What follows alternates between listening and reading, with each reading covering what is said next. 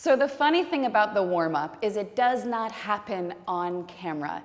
It happens off camera, but it is super important for you to know what you need in that moment. Every single moment you come to making a video is going to be different. So you've got to be a little bit more in tune with your body than what you might think so that you can begin to connect in the most captivating way.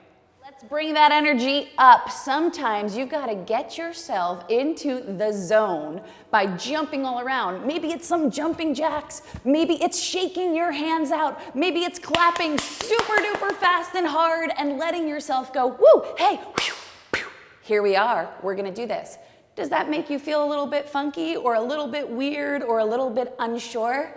Great. Let yourself have fun. And remember, there's no camera on you for this. So really let yourself get energized and feel refreshed so that you can jump into that camera and let your audience feel the real power of you. Energy isn't always about being up and super big. Sometimes that's already going on. Sometimes you're feeling a little bit anxious and untethered and like you can't find the words and nervous that the camera's there. You need to stop. Ground your feet, maybe even take your shoes off. Take a breath, close your eyes. Give yourself the time to take up the space to let that nervous energy ground you, and then hit record. Giant letter X. Make your arms reach out as far as you can and stand with your feet as wide apart as you can.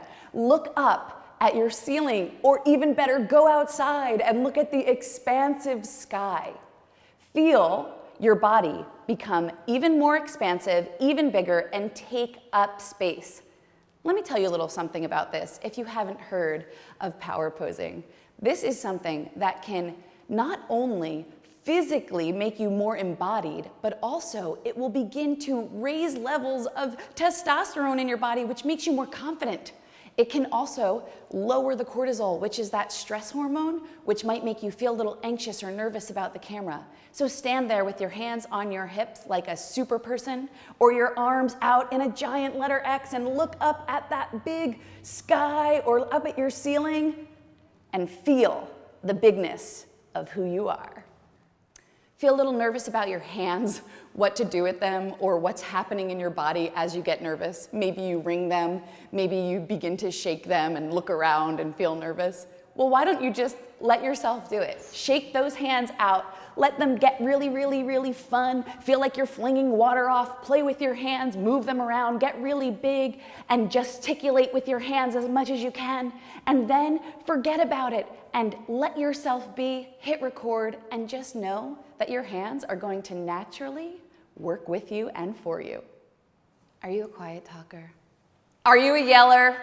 Are you somewhere in between? Does your voice sometimes feel like it gets caught in your throat? There are so many wonderful things you can do to let your voice release. Let me give you a few quick ones that you can try out. Lip trills. Letting yourself play with your vocal range while you trill your lips.